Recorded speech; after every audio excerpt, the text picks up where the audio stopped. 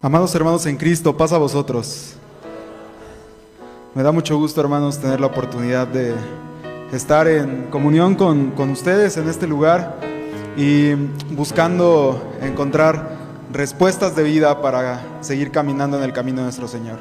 Quiero invitarles a que inclinemos nuestro rostro. Vamos a presentar este momento de reflexión en las manos de nuestro Dios. Bendito Señor, te agradecemos, Señor, porque tú has estado con nosotros hasta este momento de nuestra vida. Has sido fiel, Señor, y eso no lo podemos negar, Padre. Queremos suplicarte, Señor, que tú permitas, Padre, que las reflexiones que hagamos a partir de este momento, Señor, en torno a ti, sean de bendición para tu iglesia, Señor. Permite, Padre, que podamos bendecirte también por medio de esta reflexión, Señor, y que seas tú, Señor, que seas tú quien guíe todo lo que comentemos, lo que analicemos, Señor. Permite que podamos estar concentrados en ti, Hijo Jesús, Señor, y que podamos recibir de tu aprendizaje para nuestra vida, Señor. Bendice todos los demás, Señor, medios por los que vas a hablar en esta tarde. Te pongo en tus manos, Señor, a los niños, a los adolescentes, jóvenes, Padre, y así también a nosotros, Señor, en este salón. Permite que podamos honrarte, Señor, con lo que podamos meditar, Señor. Es mi súplica y lo pongo delante de ti en el nombre de Cristo Jesús. Amén. Amén, hermanos. Quiero invitarle a que tomen sus lugares, hermanos.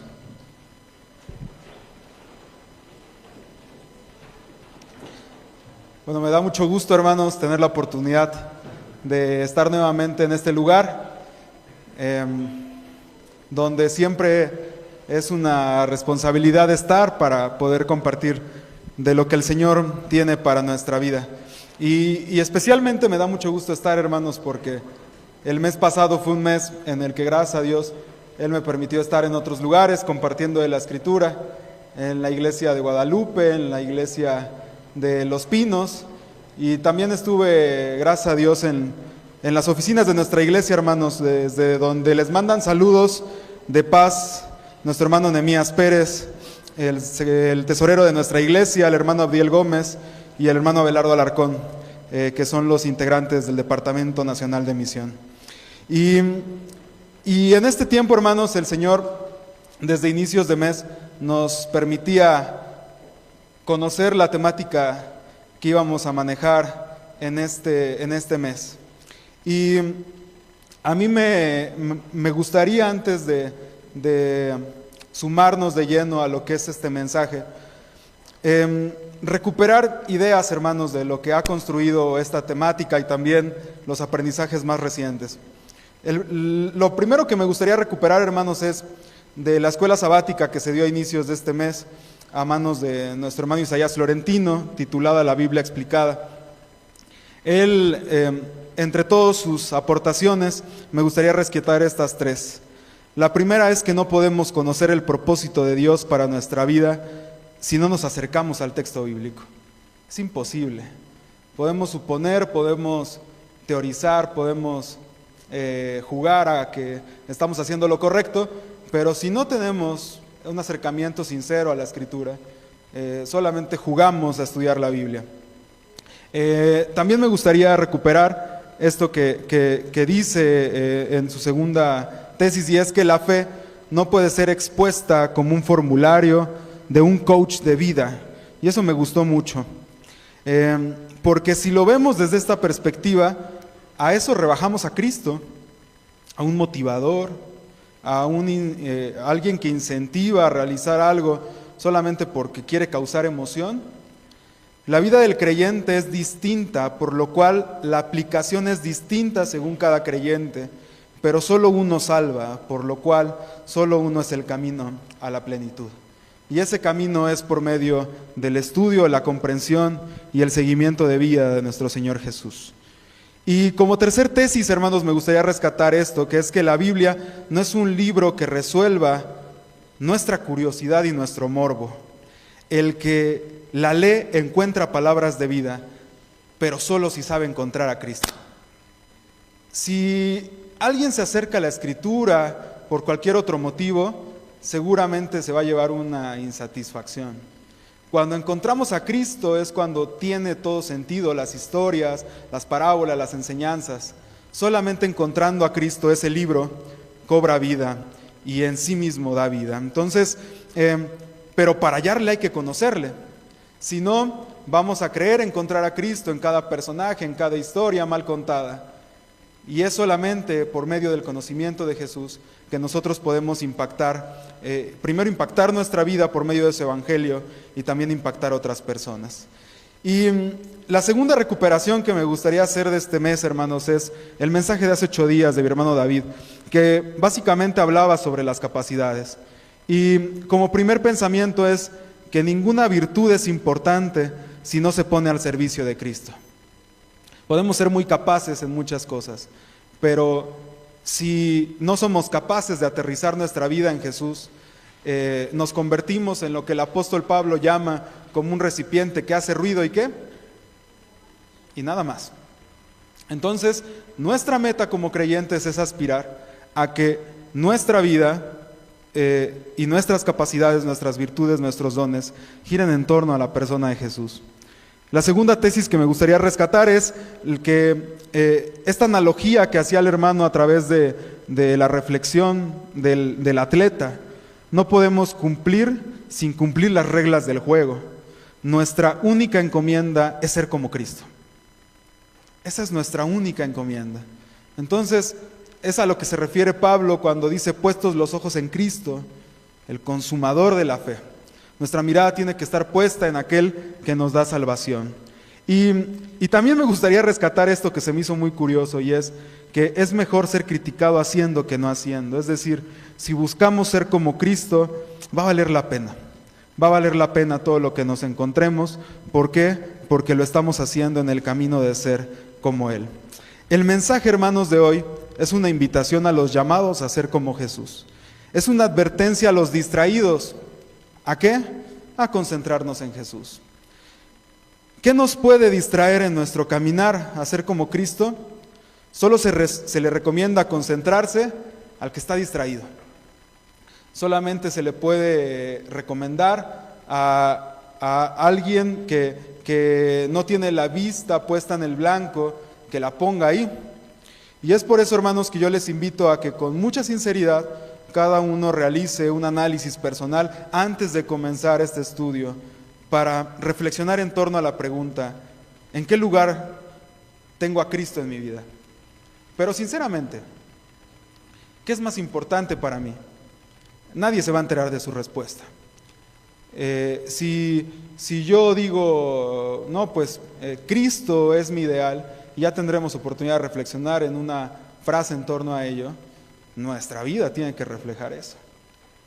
Si no, pues somos muy buenos promotores de una idea, pero nos convertimos en lo que decía un escritor de la fe, que dice: yo he encontrado muy buenos predicadores, muy buenos pastores, muy buenos promotores de la fe, pero difícilmente he encontrado a buenos apóstoles, a buenos discípulos. ¿Por qué? Porque entonces nos convertimos únicamente en buenos promotores de una idea, pero difícilmente aterrizamos en la persona de Jesús. Este mes, hermanos, está ubicado en dar recomendaciones, consejos sobre en dónde tenemos que estar ubicados desde nuestra fe. Y específicamente en este mes se está hablando de la recomendación de Pablo a Timoteo, ¿sí? Y me gustaría entonces partir de esta idea, hermanos. La carta de Timoteo a Timoteo es una carta de recomendaciones. Y como premisa central en este discurso está la pastoral como ancla del ministerio. Pablo quiere que Timoteo no solamente sea un buen cristiano, no quiere que sea un buen integrante del camino, sino quiere que Timoteo sea alguien que viva a Cristo. Hay recomendaciones muy fuertes en las cartas a Timoteo, en el que Pablo exhorta a Timoteo a no ser como los que fingen ser como Cristo. Y curiosamente a los que señala Pablo son aquellos a los que hablan bien, a los que tienen buen discurso, a los que se reúnen. Pero el mensaje de Pablo es: no seas como ellos, enfócate en ser como Jesús. El Evangelio en Cristo, hermanos, es un ejemplo de pastoral. Y Pablo, hermanos, es un gran pastor porque, si usted se da cuenta, las cartas que escribe muestran el conocimiento que él tenía de cada lugar, de cada iglesia y de cada personaje a quien le dirige la carta. Él sabe lo que necesita esa persona. Él sabe lo que necesita esa comunidad de fe. Él sabe lo que necesitan para seguir caminando en el Evangelio. Y me gustaría empezar desde esta idea, hermanos. El significado de Timoteo se deriva del griego Timoteos, que significa honrar a Dios. Entonces, las cartas buscarían recomendarle quizá a un joven estudiante que su vida sea un reflejo de Jesús en su totalidad. Vemos expresiones de Pablo de: haz esto para que los que te ven también lo hagan. Sé un buen ejemplo, ¿no? Pon a Cristo como ancla de tu vida. Pero también existe la posibilidad de que Pablo pueda estar recomendándole a una comunidad de fe distraída en rituales, tradiciones, cargas, murmullos, sinsentidos y leyes, que sigan a Jesús sin sus credenciales pasadas. Vemos llamados de Pablo en esta carta que dice: abandona lo que es una carga para lo que viene por delante. No escuches a los que dicen ser de esta forma. Y solo quien siga a Cristo puede honrar a Dios. Entonces, quizá lo que Pablo está queriendo decir en los primeros, en el saludo de su carta es: esta carta va dirigida a Timoteo, a los llamados a honrar a Dios. Y entonces, al ver desde esta perspectiva la Escritura, esta carta nos alcanza hasta nuestro tiempo. Porque nosotros también estamos en el camino de querer honrar a Dios con nuestra vida. Nosotros también estamos en el camino de que se vea proyectado en nosotros un segundo Cristo, que nuestra vida proyecte a un segundo Jesús. ¿Por qué? Porque Él vive en nosotros.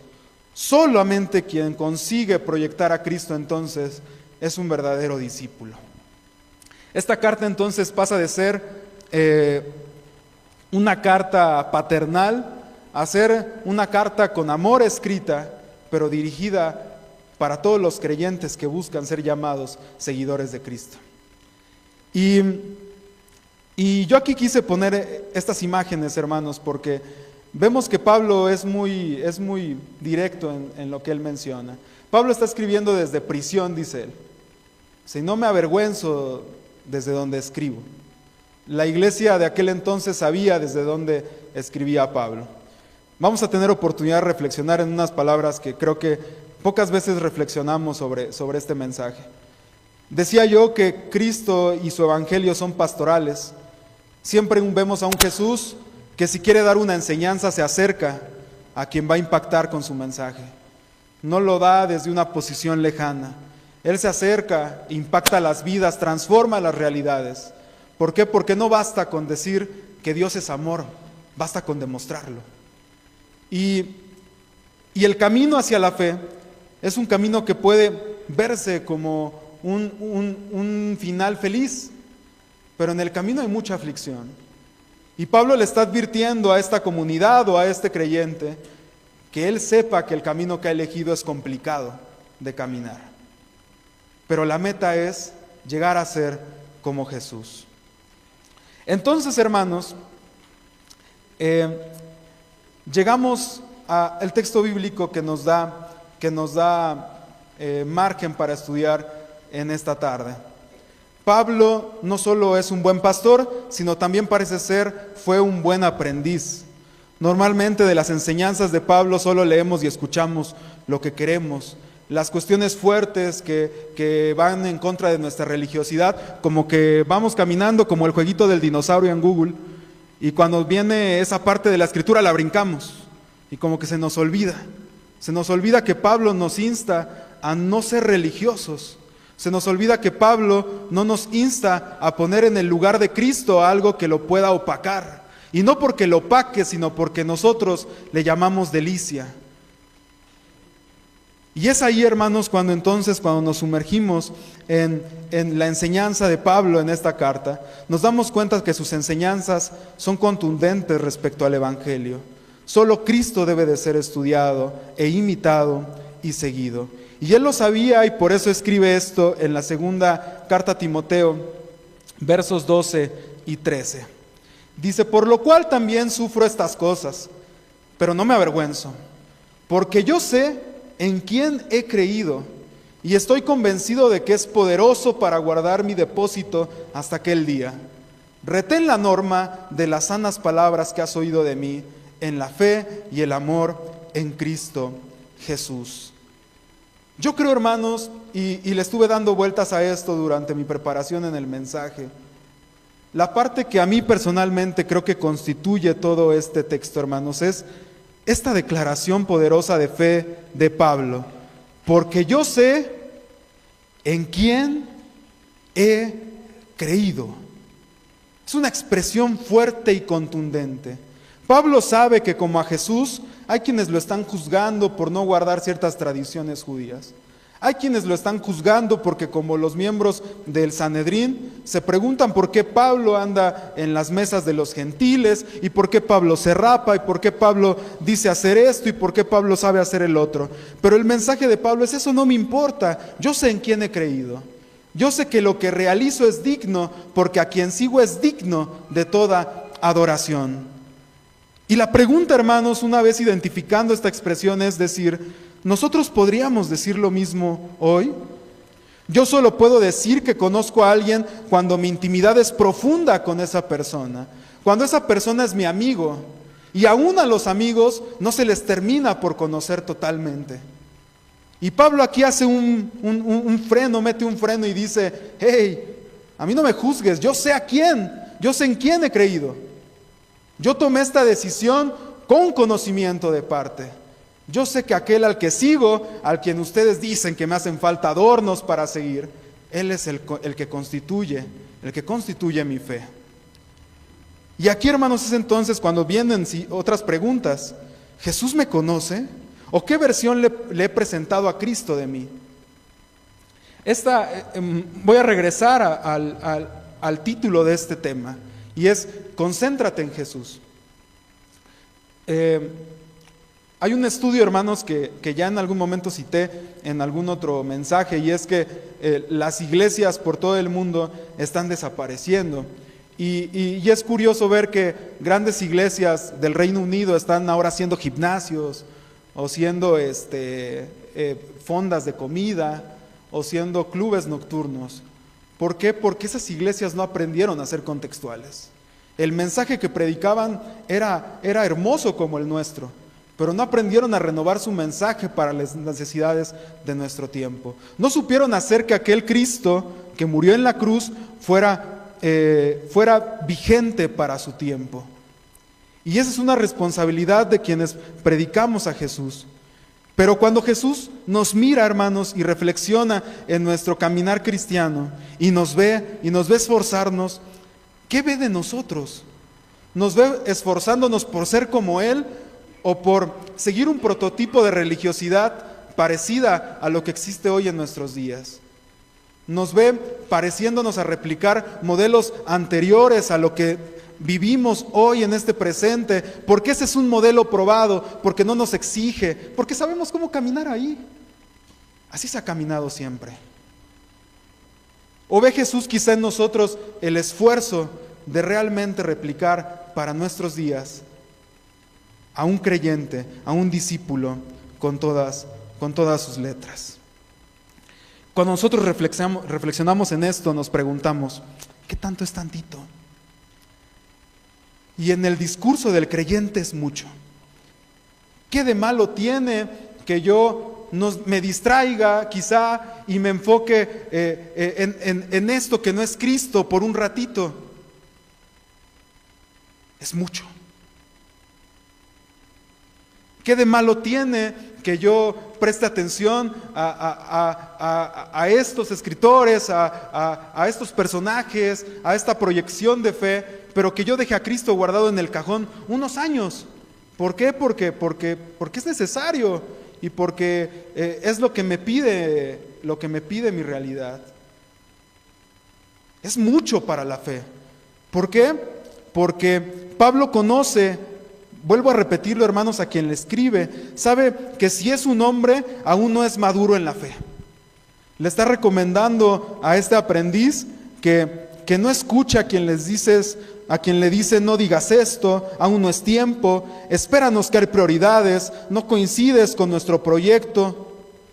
Pablo le está diciendo a este joven, toma el riesgo de proyectar a Cristo.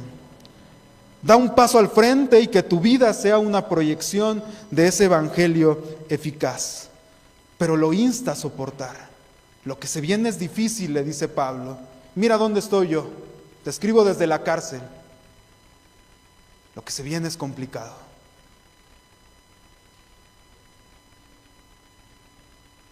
Pero si es una iglesia a la que le escribe Pablo, busca apelar a su proceso de conversión. Acuérdate de lo que te transformó y no vuelvas a lo cómodo, al rito anterior. Lo que ya conoces, lo que no te reta, a la vida vacía sin Cristo. Volver atrás es decirle a Jesús, no eres suficiente, espérame un ratito. Hay otras cosas más importantes que hacer hoy. ¿Qué tanto es tantito? Y nosotros, hermanos, desde nuestra realidad, podemos entonces empezar a hacernos preguntas. ¿En qué momentos hemos cedido el lugar de Cristo a nuestras preocupaciones, a la mejor de vida, a nuestras exigencias quizá de ministerios que llevamos, por la urgencia de sacar un proyecto, por la urgencia de llevar a cabo algo? ¿Qué tanto le hemos dicho a Jesús? Espérame tantito. Y es aquí, hermanos, donde podemos empezar a reflexionar en elegir a Cristo. Para centrarnos en Jesús, debe haber en nosotros algo que revolucione nuestra fe. En los 12 discípulos fue encontrarse con un Dios humano que los enseñó a amar a partir de su ejemplo. Jesús fue un maestro que enseña a amar a los suyos teniéndolos a 1 metro, caminando con ellos, viendo las necesidades de una Israel que ellos no conocían. En Pablo fue una pregunta: ¿por qué me persigues? Esa fue la pregunta que le hace Jesús a Saulo. ¿Por qué me persigues? ¿Cuántos de nosotros hemos perseguido a Jesús? ¿En nosotros qué ha sido, hermanos? ¿Cuál es el momento en que nos hemos sentido confrontados por Jesús? Y si no lo hemos experimentado, ¿por qué no lo hemos experimentado?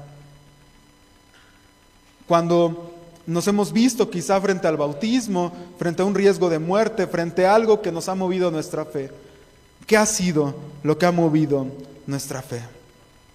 En algunos de nosotros quizá puede ser un llamado muy joven al servicio de Dios. Y por servicio, ministerio, no me refiero a esto. Me refiero a un servicio en el que nosotros identificamos cuál es el foco de atención que el Señor pone en nuestra vida para atender a grupos, para atender edades. En algunos puede ser ministerios entregados. En otros más puede ser librar la muerte o ver incluso de frente un cambio de realidad fugaz, imprevisto. Pero aquí seguimos buscando que el Señor haga su obra en nosotros. Es interesante, hermanos, ver cómo nosotros en algunas ocasiones no encontramos cómo acercarnos completamente a nuestro Dios.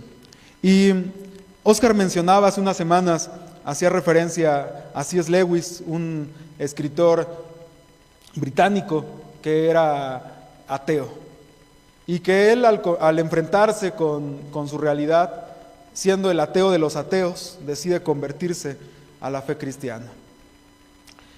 A mí me gustaría sumar a alguien que curiosamente esta semana me puse a reflexionar de los autores universales, cuál era el que más había leído, y me di cuenta que era Fyodor Dostoyevsky. Él es de cuna rusa, sus padres habían sido integrantes del Gremlin, era un comunista férreo, y los comunistas férreos eran pertenecientes a los círculos científicos. Él era un ateo de hueso colorado. Y es interesante ver cómo en su biografía menciona lo siguiente: Qué terribles tormentos me ha costado tener esta sed de creer, y aún me cuesta. Convertidos más fuertes en mi alma cada vez que hay en mí razonamientos contrarios, y sin embargo, Dios me da a veces momentos en los que estoy completamente en paz. En tales momentos yo amo y creo que soy amado, y en tales momentos construyo mi credo de fe en el cual todo está santo y claro para mí. Este credo es muy simple y es este: creo que no hay nada más santo, más profundo, más empático, más racional, más valiente y más perfecto que Cristo. Y no solo no hay nada, sino que me digo a mí mismo con un amor celoso que jamás podría haber algún otro. Pero mire lo que dice: es más, si alguno pudiera probarme que Cristo está fuera de la verdad, y si la verdad realmente excluyera a Cristo, preferiría quedarme con Cristo y no con la verdad. Curiosamente, en los círculos de la fe, si ustedes recuerdan esta parte en que le dicen a Pablo: Pablo, las muchas letras te han vuelto loco. A los seguidores de Cristo igual no los comprendían por ser distintos. Y a mí me llama mucho la atención lo que dice este escritor, porque dice: aun si alguien me demostrara que Jesús está fuera de la verdad, yo me quedo con Cristo. ¿Por qué? Porque el que decide seguir a Cristo, entonces toma una posición como el mismo Cristo, de llevar hasta las últimas consecuencias su fe, y que aún a prueba de todo, esa fe se mantenga hasta el final, porque lo que constituye la fe del creyente es Cristo y solo Cristo. Cristo tiene que ser el fundamento de la fe hasta las últimas consecuencias. La locura de seguir a Cristo ante lo más conveniente, lógico o funcional para nuestra realidad. Seguir y vivir por Cristo siempre ha sido una tarea para locos. Y esos locos van a contracorriente. Si usted, hermano, se ha dado cuenta, y esto lo dicen muchos escritores a lo largo de la historia, si tú te das cuenta que siendo cristiano no mueves tu sociedad o tus círculos cercanos, entonces no estás siendo un buen cristiano. ¿Por qué? Porque nadie se da cuenta de ti, pasas desapercibido. ¿Por qué? Porque es mejor hacerlo así. Así no me busco problemas. Que digan que sí, me reúno tal día, pero entonces estoy amoldado a un sistema que ellos también tienen. Un día de reunión, ciertos rituales, pero mi vida no proyecta a aquel que murió por mí. Entonces es necesario que para volver a Cristo y concentrarme en Jesús, mi vida proyecte a Cristo hasta las últimas consecuencias. Para centrarnos en Jesús, debe haber en nosotros algo que revolucione nuestra fe. Y hay un personaje, hermanos, que a mí me llama la atención, que en muy pocas ocasiones citamos para nuestra fe.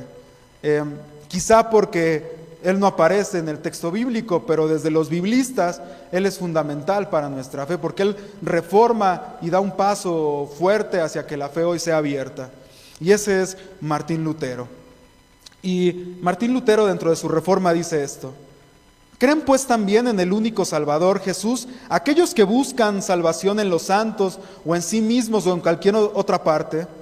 Mira lo que responde y dice: no, porque aunque de boca se gloríen de tenerlo por Salvador, de hecho lo niegan, pues necesariamente resulta o que Jesús no es perfecto Salvador para ellos, o aquellos que lo reciben por Salvador tienen que poseer en él todo lo necesario para su salvación. Está haciendo una crítica importante Lutero sobre su contexto.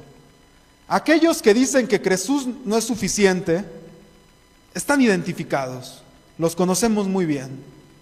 Pero son más peligrosos los que dicen que sí, pero para nada se ve a Cristo guiando su vida. ¿Por qué? Dice este pensador estudioso, llama la atención que dicen que Él es su Salvador, pero no es perfecto para ellos. ¿Por qué? Porque si lo fuera bastaría Cristo. Pero entonces los vemos sometidos ante sus costumbres, ante sus rituales, ante sus tradiciones.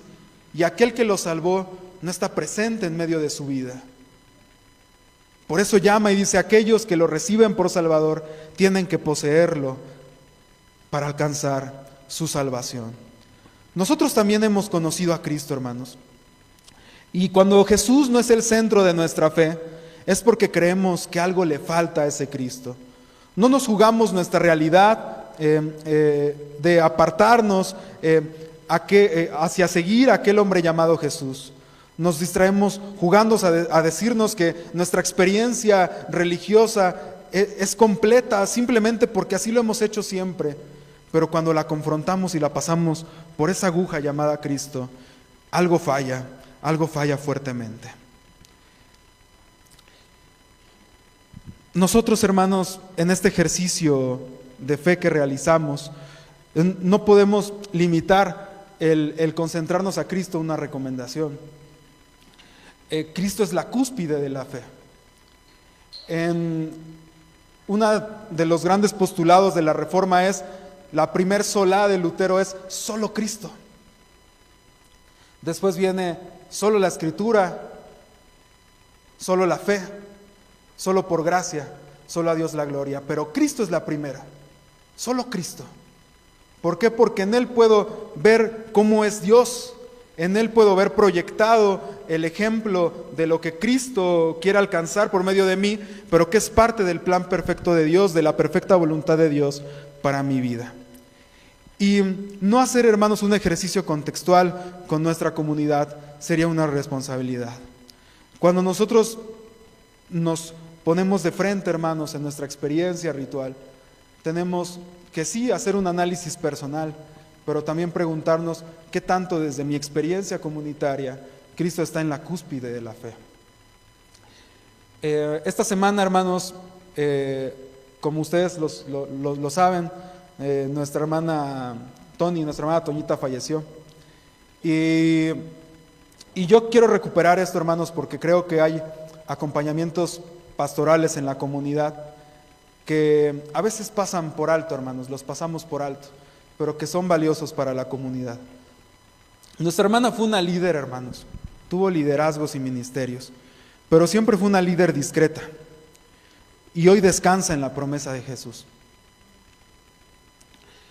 Cuando yo iniciaba, hermanos, a participar aquí en la iglesia, la hermana me mandaba mensajes, ¿no? Y me decía, mi hijo, pues así fue tu mensaje. Después empezó a faltar aquí en la iglesia y me mandaba a decir con la hermana Lulú mis retroalimentaciones. Y así lo hizo hasta los últimos días. Siempre en mis participaciones me llegaba un mensaje de la hermana Lulú diciéndome, te vimos hoy, mi tía Tony y yo. Y dentro de ese mensaje me decía, hoy me gustó tu predicación por esto, hoy Dios tocó mi vida por medio de ti por esto. Y yo siempre he valorado mucho esas menciones, hermanos, porque es prueba de lo que la iglesia está hablando, de lo que nosotros hacemos. Fuera de aquí del saludo y del saludo de brazos formal y del abrazo y del pasavoz, siempre los hermanos que se tienen el tiempo para acercarse fuera de la iglesia son muy valiosos porque escapan de la sonrisa y de todo lo que hacemos aquí. Y en la situación de vida, hermanos, que vivimos nosotros como iglesia, hoy estamos de luto, hermanos, porque uno de los nuestros descansa, pero también estamos alegres porque aquellos que descansan esperan la promesa de la resurrección en Cristo. Para nosotros como comunidad, quizá aquí en este lugar hay un asiento vacío, pero para Cristo hay fiesta, porque uno de los suyos está en victoria.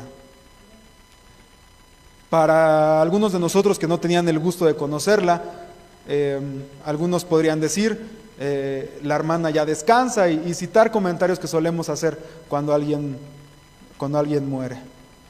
Pero ante la vista de Dios, aquellos que descansan en la promesa de Cristo solamente están a la espera de la corona de vida. Y quise citar esta parte, hermanos, porque esa es nuestra realidad de vida. Si nosotros regresáramos a lo primero del mensaje, ¿cómo iniciaría su saludo Pablo para nosotros?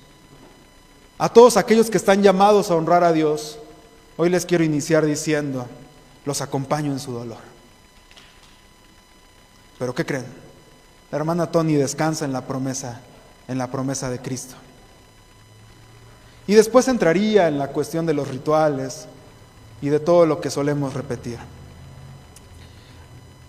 Las recomendaciones, hermanos, que Pablo está proyectando por medio de Timoteo, quizá a la iglesia, quizá a ese joven, es que no sea inerte, que no ignore lo que sucede a su alrededor. Por eso, hermanos, es que creo que podemos alcanzar a darle sentido al mensaje de Pablo, viendo la carta en su totalidad. Cuando llega el final de toda esta carta, Pablo termina estas recomendaciones diciendo: te encargo solemnemente en la presencia de Dios y de Cristo Jesús, que ha de juzgar a los vivos y a los muertos por su manifestación y por su reino. Predica la palabra. Esto es muy importante lo que voy a mencionar. Insiste a tiempo, pero no solamente a tiempo, también fuera de tiempo. Estamos acostumbrados a hacerlo. Pablo le dice a los suyos: insiste a tiempo y fuera de tiempo. Redarguye, reprende, exhorta con mucha paciencia e instrucción. Pero tú, sé sobrio en todas las cosas. Sufre penalidades. Si causas incomodidad, te van a castigar. Atente a ello. Soporta. Té piel gruesa. No te rindas en la primera. Alguien tiene que recibir los cocolazos. Soporta. Haz el trabajo de un evangelista y cumple tu ministerio. Porque Pablo alcanza a ver el panorama completo. Para Pablo no solamente son recomendaciones a un joven estudiante. Pablo le está hablando a alguien que se está preparando para lo peor en cuanto al sufrimiento de fe. Hoy nosotros, hermanos, por gracia de Dios, si Pablo escribiera en nuestro tiempo, no nos diría: te espera la cárcel, o te espera el circo romano, o te espera el sufrir, el ser apedreado, el ser corrido de lugares, de ciudades. La recomendación de Pablo iría quizá a no te preocupes, quizá por un tiempo no vas a participar, pero soporta. Quizá para algunos sería: no te preocupes, te van a juzgar, te van a señalar. No te preocupes, soporta. Quizá para otros más sería: vas a tener que cambiar de aires. ¿Por qué? Porque la comunidad se construye con la empatía. Y quizá lo que necesitas es un nuevo lugar para volver a sentir el amor de Cristo. Las recomendaciones de Pablo quizá cambiarían seguramente para nuestra realidad. Pero viendo nosotros a perspectiva a estas recomendaciones, nos damos cuenta que la recomendación final que Dios hace por medio de Pablo a Timoteo para nosotros es para disfrutar a plenitud en pleno reino de Dios lo que ha de venir para Timoteo. Insiste a tiempo y fuera de tiempo. Exhorta con paciencia, pues tu exhortación va a llevar tiempo que cause efecto. Sufre lo que tengas que sufrir por Cristo. Solamente quien ha sufrido, hermanos, puede decir: he peleado la buena batalla, he terminado la carrera, he guardado la fe. En el futuro me está reservada la corona de justicia que el Señor, el juez justo, me entregará en aquel día. Y no solo a mí, sino también a todos los que aman su venida. Solamente quien ha pasado por todo ese camino de pruebas puede decirle a sus aprendices: cuando tú llegues al final, espero que tú también repitas estas palabras. Nosotros, hermanos, de distinta manera ejercemos pastorales en nuestra vida, a veces sin darnos cuenta. A veces sabemos algunos instructores de fe que quizá por la distancia que tenemos con las personas que pastoreamos, no nos damos cuenta del impacto que llega a tener nuestra pastoral con esas personas. Pero cuando nosotros tenemos la oportunidad de llegar a esos lugares y nos damos cuenta que ya no está nuestro sello, sino que esa persona ha aprendido a hacer su propio ministerio a partir de lo que Jesús hace en su vida, nos gozamos. ¿Por qué? Porque no es una réplica de mí. ¿Yo quién soy para que me repliquen? Que repliquen a Cristo, solo Cristo salva. Cuando nosotros nos ponemos en perspectiva y de repente escuchamos este tipo de comentarios, ¿verdad? Esta iglesia se fundó a partir de tal iglesia, son como 2 gotas de agua. No, son 2 realidades completamente distintas. Tienen que ser distintas.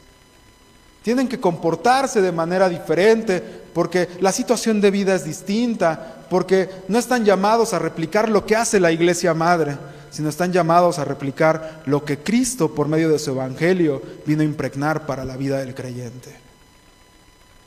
Cuando Dios nos permite entrar en contacto con ministerios que han impactado la vida de la iglesia, quizá discretos, como los que hoy identifico aquí como el de Ángel, hermanos, que yo se lo he dicho personalmente, admiro mucho su liderazgo. Cuando Dios nos permite encontrarnos con ese tipo de ministerios, solamente nos queda agradecerle a Dios por tener siervos y siervas así. ¿Por qué? Porque están cumpliendo la encomienda, porque están trabajando, porque el reino de Dios no sea un concepto, sino que sea una realidad en la vida de cada uno de nosotros. Pero no solamente, hermanos, hay ministerios discretos. Mencionaba el hermano David, y también lo quiero recuperar hace 8 días. Él decía que él llevaba N cantidad de años sirviéndole a Dios como obrero y diácono. Esos ministerios, hermanos, que nosotros hemos adquirido, no nos los regaló nadie, hermano. Si Abraham le contara cómo fue la preparación para nuestros exámenes, si a lo mejor los que estuvieron aquí les contaran a ustedes cómo nos esforzamos, en su tiempo era Nuciel, Elisur, esa generación de obreros que estuvimos aquí juntos, buscando juntos ese nombramiento, hermanos. No fue fácil, no fue simplemente sentarnos y aprendernos conceptos para poder pasar un examen.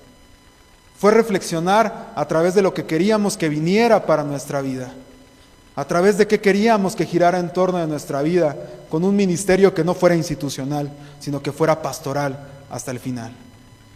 Y de aquí salieron pastores. Hoy está Uciel ministrando allá en Apango, Elisur en Guadalupe, ministros que dio la iglesia, hermanos. Los líderes y pastores que están dentro de la pastoral aquí, hermanos, consejo de ancianos, los que forman parte del cuerpo pastoral. Decir, heme aquí en un ministerio no es sencillo. ¿Por qué? Porque pareciera que las expectativas están altas, cuando en teoría nosotros vamos aprendiendo de lo que significa ser cristiano. Quizá lo que nos pone, hermanos, a correr en es la prontitud de poder entregar rápido un proyecto anual, o de poder entregar rápido un proyecto a largo plazo. Pero lo que estamos aprendiendo, hermanos, al reflexionar estos consejos, es que cuando tenemos a Cristo no existe la prontitud. Existen procesos bien pensados. Y así vienen detrás, hermanos, hoy los hermanos que están participando en liturgia, que no son obreros. Ellos, hermanos, también, con lo que se les ha dado, ¿verdad?, son los que hoy están ministrando en este lugar. Y vendrán otros más, hermanos. Vendrán otros más, y nosotros tenemos que reflexionar en qué tipo de iglesia seremos. Una iglesia que apoye desde lo pastoral, o que se preocupe únicamente por su formación institucional. Hoy nosotros, hermanos, nos encontramos ante una perspectiva nueva de vida. Una perspectiva que pareciera que, así como ya no nos interesa ver un video siquiera de 10 minutos en YouTube, ¿verdad? YouTube se fundó por ahí de 2005 y ya suena a prehistoria. Ya ha sido suplantado por Reels o por TikToks. Hoy ya no nos llama la atención entrar a ver un video de 20 minutos para ver una información. Si no me sacia en 10 segundos, que se vaya el video. No quiero ese conocimiento. Hoy pareciera que esa costumbre de la prontitud ha llegado a nuestra iglesia también, ¿verdad? Lo que no sea resolutivo para allá, hay que meterle un freno, ¿verdad? Hay otras urgencias. Lo que sea necesario para el ya, entonces hay que guardarlo, ¿no? Pero nos olvidamos de pasarlo por el filtro de Jesús. El filtro de Jesús de saber si lo que llega para el final, hermanos, es valioso, si está siendo guiado por el Espíritu Santo, así como le recomienda Timoteo en estos conceptos. Sé guiado por el Espíritu. Y si principalmente estamos formando buenos creyentes desde la pastoral de Cristo, o solamente creyentes conforme al tiempo que están viviendo. Y es momento de reflexionar, hermanos. Siempre he creído, hermanos, así es como lo veo, que cuando se nos recomiendan cosas es porque algo está incompleto, algo hace falta de atender. Y quizá hoy lo que el Señor nos quiere decir es: ¿qué tan distraído estás? Nos deja a nosotros la oportunidad de ponerle nombre y apellido a nuestra distracción. Puede ser lo laboral, puede ser un propio ministerio, ¿verdad? Puede ser el aferrarme a una idea, puede ser algo secular, una persona. Y lo que el Señor nos quiere retar a responder con sinceridad es: ¿qué tan concentrado estás en Jesús? ¿Qué tanto tu mirada está puesta en lo único que vale la pena meditar? ¿Qué tanto tu mirada está puesta en aquel que salva? Jesús, hermanos, es, como ya lo dije, lo único que salva. Y siguiendo las instrucciones propias de Jesús, que dice: vendrán tiempos, ¿verdad?, en el que su fe será confrontada. Pero no se preocupen, si yo vencí, ustedes también pueden. Jesús no necesariamente se refería a la muerte que le esperaba en el madero. Jesús se refería incluso a la confrontación personal del creyente consigo mismo. Vendrán tiempos en el que tú estarás puesto entre la espada y la pared, pero va a ser contra ti. ¿Qué vas a decidir? ¿Seguir a Cristo o hacerte caso a lo que necesitas? ¿Seguir a Cristo o quedar bien con un grupo de personas? ¿Seguir a Cristo o aferrarte a lo que quizá todos esperan que realices? El seguimiento, hermanos, el seguimiento de Cristo es que nosotros seamos como Él. Y si nosotros, hermanos, desde ya no visualizamos ser como Cristo, no tiene sentido aspirar hacia la vida eterna. ¿Por qué? Porque solamente se llega a la vida aquel que ha logrado alcanzar la plenitud en Cristo. Para llegar ahí, hermanos, hay que tomarnos en serio el aferrarnos a que Cristo viva en nosotros. Entonces, hermanos, concentrarnos en Jesús no es una recomendación. Yo no lo elevaría a un mandamiento. ¿Por qué? Porque un mandamiento, desde lo que yo he estudiado, es una exigencia. Y Jesús, en su ministerio y en su evangelio, hace invitaciones. No te obligo a que creas en mí, te invito a que me sigas. Si me sigues, me vas a descubrir. Si me sigues, vas a descubrir el rostro del Padre. Si me sigues, te espera la vida eterna. Concentrarnos en Jesús se convierte quizá en una invitación, una de las más importantes para nuestro tiempo. Te invito a que te concentres en Jesús. Te invito a que tu mirada esté puesta en aquel que le va a dar identidad a tu vida. Eso ya lo sabemos. Y quizá lo que el Señor quiere para esta tarde, hermanos, es que lo recordemos. Está comprobado, ¿verdad?, que usted cuando salga y por la noche se esté echando su chilatole o sus taquitos, se esté echando algo ahí en casa, su pancito, ya no se va a acordar de lo que yo hablé por 40 minutos. Ya no se va a acordar, ni aunque quiera. Ya nada más va a tener que entrar ahí a ver la invitación para este mensaje para acordarse que el mensaje se llamó Concentrados en Jesús. Pero al menos, hermanos, como idea fundamental de este mensaje, la idea que le da sustento a toda esta narrativa es que nuestra mirada tiene que estar puesta en Cristo. Si usted se lleva eso, hermanos, y ahí bañándose, platicando con la familia, recuerda que su mirada tiene que estar puesta en Jesús y se lo toma en serio, no como un mensaje común que escuchamos aquí. El Señor quizá por medio de nosotros puede empezar a hacer nuevas las cosas, empezando por nosotros. Pero siempre, hermanos, con Cristo en el centro. Sin Cristo en el centro, nuestra experiencia de fe, nuestro servicio y nuestra vida no sirven para nada. Que el Señor nos permita, hermanos, reflexionar constantemente en esto y que nuestra mirada esté puesta en Jesús. Solo a Jesús la gloria, hermanos. Pasa a vosotros.